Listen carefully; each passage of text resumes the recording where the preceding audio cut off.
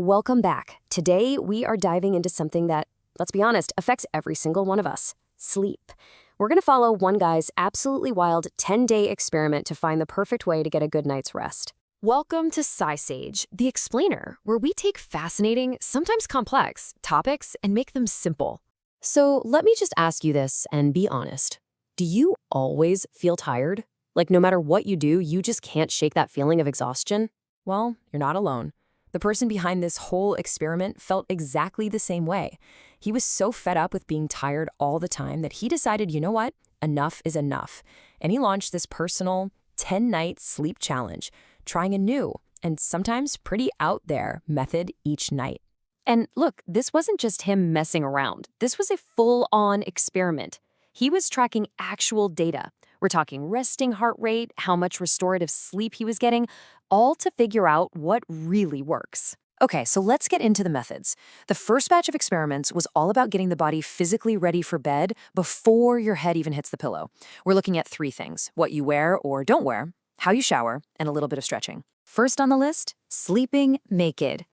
The idea is that it helps lower your core body temperature, which is a key signal for deep sleep. But wow, the results were all over the map. Our experimenter felt great. One friend said it was terrible, but then another is ready to do it forever. So yeah, this one is clearly a personal preference thing. Next up, something a little more intense: the contrast shower. This is a 6-minute cycle where you do 1 minute of cold water, then 1 minute of hot. You repeat that 3 times. The science is kind of similar. You heat your body up, and as it cools down over the next hour, it basically tells your brain, hey, it's bedtime. And the effect this had, it was huge. Everyone in the group had an amazing night's sleep. Get this, one friend got 5.5 hours of restorative sleep. That is a massive number. It worked wonders. And the last of the physical preps was stretching before bed. This helps relax your muscles, sure, but it also gets your blood flowing.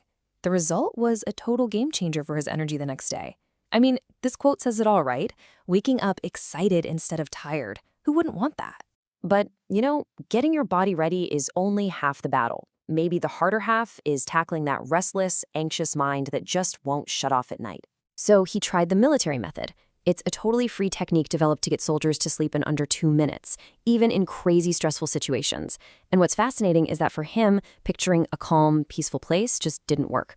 But repeating the simple phrase, "don't think," over and over, that was the trick that finally turned his brain off. Then he tried reading. But there's a really important catch here.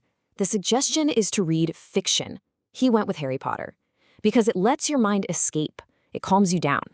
Nonfiction, on the other hand, can actually fire up your brain, making you analyze and think, which is the last thing you want right before you're trying to sleep. But this one had a downside. Reading definitely made him feel sleepy and helped him doze off. But when he looked at the data, his sleep was actually lighter, and he had some really intense dreams. So it helps you get to sleep, but maybe the quality of that sleep takes a hit. All right, now let's talk about the stuff we buy. The gadgets, the pills, the sounds, all the external things we use to try and force our bodies into sleep. Let's start with a weird one: mouth taping. You've probably seen this online. The theory is solid. It forces you to breathe through your nose, which is better for you. But the reality for one guy was, well, let's just say it didn't quite work out. He woke up and the tape was just gone. No idea where it went. Okay, next up, the melatonin pill. Now, the experimenter was pretty hesitant to try this. And when you look at this list of potential side effects, you can totally see why. Restlessness, weird dreams, confusion. That doesn't exactly sound like a recipe for a restful night. And this chart right here tells the whole story. Yes, the melatonin knocked him out cold, but his resting heart rate was way higher than his average. That means his body wasn't recovering. It was actually under more stress. It was working harder, not resting. But then, after that bad experience, came a total surprise winner: white noise.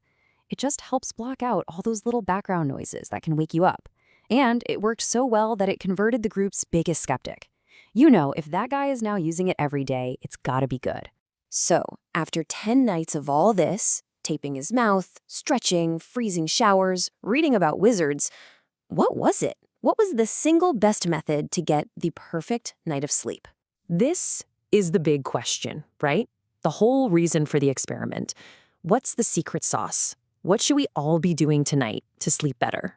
And the answer is none of them. Yeah, you heard me right. It wasn't the shower or the stretching or any single trick. Because the real method, the biggest secret of all, was simply having a routine. The act of doing something consistent every single night is what signals to your brain and your body that it's time to shut down. The most powerful thing you can do is build your own personal pre-sleep ritual. Maybe it's a hot/cold shower and some stretching, and just stick to it. That consistency is everything. And that really just leaves us with one final thought. After seeing all these different experiments, the good, the bad, and the just plain weird, it really makes you wonder, what's the right combination for you? What's going to be in your perfect sleep routine?